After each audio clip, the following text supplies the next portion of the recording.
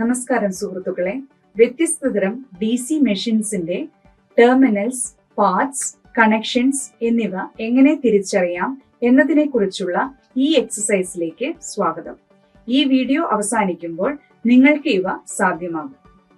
തന്നിരിക്കുന്ന DC മെഷീൻസിന്റെ name plate വിശദാംശങ്ങൾ വായിക്കുകയും വ്യാഖ്യാനിക്കുകയും ചെയ്യുക. ടെസ്റ്റ് ലാമ്പ് മെത്തേഡ് ഉപയോഗിച്ച് DC മെഷീന്റെ വൈൻഡിങ്ങുകളുടെ ടെർമിനലുകളുടെ പാരുകൾ നിർണ്ണയിക്കുക. ടെസ്റ്റ് ലാമ്പ് മെത്തേഡ് ഉപയോഗിച്ച് DC മെഷീന്റെ ഫീൽഡ് ആമേച്ചർ ടെർമിനലുകൾ പരിശോധിച്ച് തിരിച്ചറിയുക. DC മെഷീനുകളുടെ പാർട്സ് തിരിച്ചറിയുക. വ്യത്യസ്ത തരം DC മെഷീനുകൾ കണക്ട് ചെയ്യുക. ഈ എക്സസൈസ് ചെയ്യാൻ ആവശ്യമായ ടൂൾസ്, മെഷീനറി എന്നിവ നമുക്ക് സംഘടിപ്പിക്കാം. Insulated combination pliers, screwdriver, double-ended spanner set, DC compound machine 220 volt, dismantled DC machine, PVC insulated copper wire, KitKat fuse unit, pendant lamp holder, single pole single throw switch, incandescent lamp, digital multimeter. DC compound മെഷീന്റെ name plate വിശദാംശങ്ങൾ വായിക്കുകയും വ്യാഖ്യാനിക്കുകയും ടെർമിനലുകൾ തിരിച്ചറിയുകയും ചെയ്യുക. നൽകിയിരിക്കുന്ന DC compound മെഷീന്റെ name plate വിശദാംശങ്ങൾ വായിക്കുക. ടെർമിനൽ ബോക്സ് കവർ നീക്കം ചെയ്ത് ടെർമിനലുകളുടെ ലേഔട്ട് സ്കെച്ച് ചെയ്യുക. ടെർമിനൽ കവർ നീക്കം ചെയ്യുമ്പോൾ സ്ക്രൂ ഹെഡ്സും നട്ട്സും നശിപ്പിക്കരുത്. ടെർമിനലുകളിൽ മാർക്കിംഗ് ഇല്ലാത്തതിനാൽ കാണിച്ചിരിക്കുന്നത് പോലെ നിങ്ങളുടെ സ്വന്തം മാർക്കിങ്ങുകൾ നൽകുക.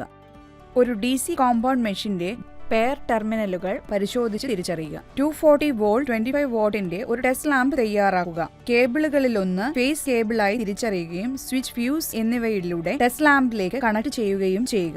നിങ്ങളുടെ ശരീരത്തിന്റെ ഏതെങ്കിലും ഭാഗം റോഡുകളുടെ ഇൻസുലേഷൻ ഇല്ലാത്ത ഭാഗവുമായി സമ്പർക്കം പുലർത്തുന്നത് ഒഴിവാക്കാൻ ശ്രദ്ധിക്കണം. ഇത് ഷോക്ക് അപകടങ്ങൾക്ക് കാരണമായേക്കാം. ടെസ്റ്റ് ലാമ്പ് ഉപയോഗത്തിലില്ലാത്തപ്പോൾ സ്വിച്ച് ഓഫ് പൊസിഷനിൽ സൂക്ഷിക്കുക. ടെസ്റ്റ് ലാമ്പിന്റെ റോഡ് 1 എന്ന ഒരു അരം ടെർമിനൽ 1ലേക്ക് കണക്ട് ചെയ്ത ശേഷം ടെസ്റ്റ് ലാമ്പിന്റെ റോ 2 എന്ന മറ്റേ അരം കൊണ്ട് മറ്റേ ടെർമിനലുകളിൽ ഓരോന്നിലായി സ്പർശിക്കുക. ലാമ്പിന്റെ അവസ്ഥ പരിശോധിക്കുക. മറ്റേതെങ്കിലും ടെർമിനലിൽ സ്പർശിക്കുമ്പോൾ ലാമ്പ് തെളിയുന്നുവെങ്കിൽ ഒരേ സർക്യൂട്ടിന്റെ റോഡ് 1, റോ 2 എന്നിവയുമായി ബന്ധിപ്പിച്ചിരിക്കുന്ന ടെർമിനൽ പെയർ രൂപപ്പെടുന്നു. നിരീക്ഷണങ്ങൾ ടാബുലേഷനിൽ രേഖപ്പെടുത്തുക. ലാമ്പിന്റെ റോഡ് 1 എന്ന ഒരരം മറ്റൊരു ടെർമിനലുമായി ബന്ധിപ്പിച്ച് രണ്ടാമത്തെ ജോഡി ടെർമിനലുകൾ കണ്ടെത്തുന്നതിന് ഇത് തന്നെ ആവർത്തിക്കുക. തുടർന്ന് ടേബിളിൽ റിസൾട്ട് എഴുതുക. കൂടാതെ പെയർ ടെർമിനലുകൾക്ക് യഥാക്രമം A1 and A2, B1 and B2, C1 and C2 എന്നിങ്ങനെ പേര് നൽകുക. അതായത് ഇൻഡക്റ്റീവ് റിയാക്ടൻസ് കുറഞ്ഞ മൂല്യമുള്ളതിനാൽ ടെസ്റ്റ് ലാമ്പ് ആമേച്ചറുകളിലും സീരീസ് ഫീൽഡ് ടെർമിനലുകളിലും പ്രകാശത്തോടെ തെളിയുന്നു. അതേസമയം ഷണ്ട് ഫീൽഡ് സർക്യൂട്ടിൽ സ്പർശിക്കുമ്പോൾ ലൈറ്റ് ഡിം ആയേക്കാം. അത് ചില സ്പാർക്സ് സൃഷ്ടിച്ചേക്കാം. ഉയർന്ന ഇൻഡക്റ്റീവ് റിയാക്ടൻസ് മാത്രമാണ് ഇതിന് കാരണം. കൺക്ലൂഷൻ: ആമേച്ചർ ടെർമിനലുകൾ A1 and A2, shunt field ടെർമിനലുകൾ E1 and E2, series field ടെർമിനലുകൾ D1 and D2 ഒരേ പെയർ ടെർമിനലുകളുടേതാണോ എന്ന് ഉറപ്പാക്കുന്നതിനായി അവശേഷിക്കുന്ന മറ്റ് 2 ടെർമിനലുകൾ പരിശോധിക്കുക. ലാമ്പ് ഡിം ആയതോ ബ്രോഡ് കോൺടാക്ട് പോയിന്റിൽ സ്പാർക്സ് സൃഷ്ടിക്കുന്നതോ ആയ ടെർമിനലുകളുടെ പെയറുകൾ ഷണ്ട് ഫീൽഡ് ടെർമിനലുകളാണ്. ലാമ്പ് 2 സെറ്റുകളിൽ അഥവാ പെയർ ടെർമിനലുകളിൽ നല്ല വെളിച്ചത്തോടെ തെളിയുന്നത് നിങ്ങൾ ഈ പരീക്ഷണത്തിൽ നിരീക്ഷിച്ചിട്ടുണ്ടാവാം. അവ ആമേച്വർ സീരീസ് ഫീൽഡുകളിൽ പെടുന്നു. 2 പെയർ ലോ റെസിസ്റ്റൻസ് ടെർമിനലുകളിൽ നിന്ന് ആമേച്വർ ടെർമിനൽ പെയർ തിരിച്ചറിയുക. റോഡ് 1 എന്ന ടെസ്റ്റ് ലാമ്പിന്റെ ഒരരം തിരിച്ചറിഞ്ഞ ലോ റെസിസ്റ്റൻസ് പെയറിൽ ഏതെങ്കിലും ഒന്നിനോട്, അതായത് ലാമ്പ് നന്നായി തെളിയുന്നിടത്ത് കണക്ട് ചെയ്യുക. മറ്റേ അരം കൊണ്ട് ബ്രഷുകളിൽ ഏതെങ്കിലും ഒന്നിൽ സ്പർശിക്കുക. ടെസ്റ്റ് ലാമ്പ് ടെർമിനലുകൾ മെഷീന്റെ ബോഡിയിലോ ഫ്രെയിമിലോ ബ്രഷ് ഒഴികെയുള്ള മറ്റേതെങ്കിലും മെറ്റൽ ഭാഗത്തിലോ സ്പർശിക്കാതിരിക്കാൻ ശ്രദ്ധിക്കുക. ടെസ്റ്റ് ലാമ്പ് തെളിയുന്നുവെങ്കിൽ ആ ആമേച്വർ ടെർമിനലുകളുടേതാണ്. ഇല്ലെങ്കിൽ മറ്റ് പെയറുകൾ പരിശോധിക്കുക. ടെർമിനലുകൾ A1, A2 എന്നിങ്ങനെ അടയാളപ്പെടുത്തുക. 2 ടെർമിനലുകൾ സീരീസ് ഫീൽഡ് ടെർമിനലുകളായിരിക്കും. അവയെ D1, D2 എന്നിങ്ങനെ അടയാളപ്പെടുത്തുക. ഒരു മൾട്ടിമീറ്റർ ഉപയോഗിച്ച് DC കോമ്പൗണ്ട് മെഷീനിലെ ടെർമിനലുകൾ തിരിച്ചറിയൽ. ഒരു ഡിജിറ്റൽ മൾട്ടിമീറ്റർ എടുത്ത് കണ്ടിന്യൂറ്റി മോഡിൽ സെറ്റ് ചെയ്യുക. 2 പ്രോബുകളും തമ്മിൽ സ്പർശിച്ച് ബീപ്പ് ശബ്ദം ഉണ്ടാകുന്നത് ഉറപ്പാക്കുക. ഒരു പ്രോബ് DC കോമ്പൗണ്ട് മെഷീനിൽ ടെർമിനൽ 1ലും മറ്റേ പ്രോബ് ബാക്കി ടെർമിനലുകളിൽ ഓരോന്നിലായി സ്പർശിക്കുക. മറ്റേതെങ്കിലും ടെർമിനലിൽ സ്പർശിക്കുമ്പോൾ മൾട്ടിമീറ്റർ ബീപ്പ് ശബ്ദം പുറപ്പെടുവിക്കുകയാണെങ്കിൽ മൾട്ടിമീറ്ററിന്റെ പ്രോബുകളുമായി ബന്ധിപ്പിച്ചിരിക്കുന്ന ടെർമിനലുകൾ ഒരേ സർക്യൂട്ടിന്റെ പെയറുകളായി മാറുന്നു.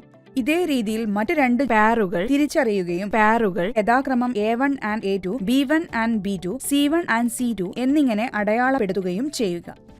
ആമേച്വർ, സീരീസ്, ഷണ്ട് ഫീൽഡ് വൈൻഡിങ്ങുകൾ എന്നിവ തിരിച്ചറിയാൻ മൾട്ടിമീറ്റർ കുറഞ്ഞ റേഞ്ചിൽ റെസിസ്റ്റൻസ് മോഡിലേക്ക് മാറ്റുക. ടെർമിനലുകൾ A1 and A2, B1 and B2, C1 and C2 എന്നിവയിൽ പ്രോബുകൾ വച്ച് ടാബുലേഷനിൽ റെസിസ്റ്റൻസ് വാല്യൂ രേഖപ്പെടുത്തുക. റെസിസ്റ്റൻസിന്റെ ഏറ്റവും കുറഞ്ഞ മൂല്യം സീരീസ് ഫീൽഡ് വൈൻഡിംഗ് ആയി തിരിച്ചറിയുന്നു. കൂടാതെ ഏറ്റവും താഴ്ന്നതിനേക്കാൾ കൂടുതൽ റീഡ് ചെയ്യുന്നത് ആമച്വർ വൈൻഡിംഗ് ആണ്. കൂടാതെ ഉയർന്ന റെസിസ്റ്റൻസ് മൂല്യം ഷണ്ട് ഫീൽഡ് വൈൻഡിംഗ് ആയും തിരിച്ചറിയുന്നു. DC മെഷീന്റെ പാർട്ടുകൾ തിരിച്ചറിയൽ.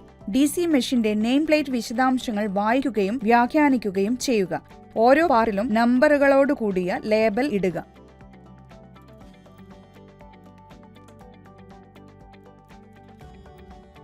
പാർട്ടുകളുടെ പേര് രേഖപ്പെടുത്തുകയും ഓരോ ഭാഗത്തിന്റെ സ്കെച്ചുകൾ വരയ്ക്കുകയും ചെയ്യുക.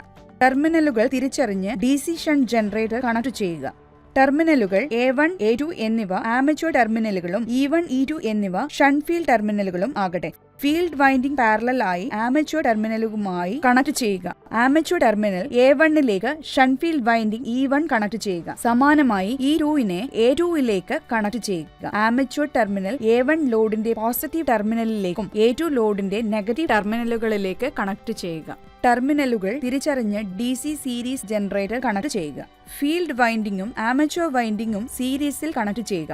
സീരീസ് ഫീൽഡ് വൈൻഡിംഗ് D1നെ ആമച്വർ ടെർമിനൽ A2വിലേക്ക് കണക്ട് ചെയ്യുക. Armature terminal A1, series field terminal D2 എന്നിവ യഥാക്രമം ലോഡിന്റെ പോസിറ്റീവ് നെഗറ്റീവ് ടെർമിനലുകളിലേക്ക് കണക്ട് ചെയ്യുക. വിവിധ DC കോമ്പൗണ്ട് ജനറേറ്റർ കണക്ട് ചെയ്യുക.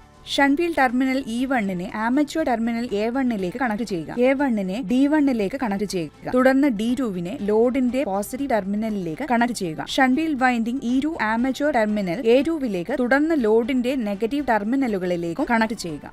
Long shunt compound generator. Series field terminal Dയിലേക്ക് ആമച്വർ ടെർമിനൽ A1 കണക്ട് ചെയ്യുക. കൂടാതെ സീരീസ് ഫീൽഡ് ടെർമിനലിന്റെ D2യിലേക്ക് ഷണ്ട് ഫീൽഡ് ടെർമിനൽ E1നെ കണക്ട് ചെയ്യുക. പിന്നീട് E2, A2 എന്നിവ ലോഡിന്റെ പോസിറ്റീവ് ടെർമിനൽ E1 അല്ലെങ്കിൽ D2യിലേക്ക് ലോഡിന്റെ നെഗറ്റീവ് ടെർമിനൽ E2 അല്ലെങ്കിൽ A2 എന്നിവയിലേക്ക് കണക്ട് ചെയ്യുക.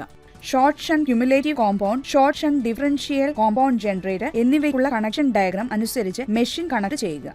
Differential long shunt cumulative compound, long shunt differential compound generator എന്നിവയ്ക്കുള്ള കണക്ഷൻ ഡയഗ്രാം അനുസരിച്ച് മെഷീൻ കണക്ട് ചെയ്യുക. ഈ വീഡിയോ കണ്ടതിനു ശേഷം നിങ്ങൾക്ക് ഇവ സാധ്യമാകുമെന്ന് ഞാൻ പ്രതീക്ഷിക്കുന്നു. തന്നിരിക്കുന്ന DC മെഷീൻസിന്റെ നെയിം പ്ലേറ്റ് വിശദാംശങ്ങൾ വായിക്കുകയും വ്യാഖ്യാനിക്കുകയും ചെയ്യുക. ടെസ്റ്റ് ലാമ്പ് മെത്തേഡ് ഉപയോഗിച്ച് DC മെഷീന്റെ വൈൻഡിങ്ങുകളുടെ ടെർമിനലുകളുടെ പാരുകൾ നിർണ്ണയിക്കുക. ടെസ്റ്റ് ലാമ്പ് മെത്തേഡ് ഉപയോഗിച്ച് DC മെഷീന്റെ ഫീൽഡ് ആമച്വർ ടെർമിനലുകൾ പരിശോധിച്ച് തിരിച്ചറിയുക. DC മെഷീനുകളുടെ പാർട്സ് തിരിച്ചറിയുക. വ്യത്യസ്ത തരം DC മെഷീനുകൾ കണക്ട് ചെയ്യുക. വ്യത്യസ്ത തരം DC മെഷീൻസിന്റെ ടെർമിനൽസ്, പാർട്സ്, കണക്ഷൻസ് എന്നിവ എങ്ങനെ തിരിച്ചറിയാം എന്നതിനെ കുറിച്ചുള്ള ഈ എക്സസൈസ് ഇവിടെ അവസാനിക്കുന്നു.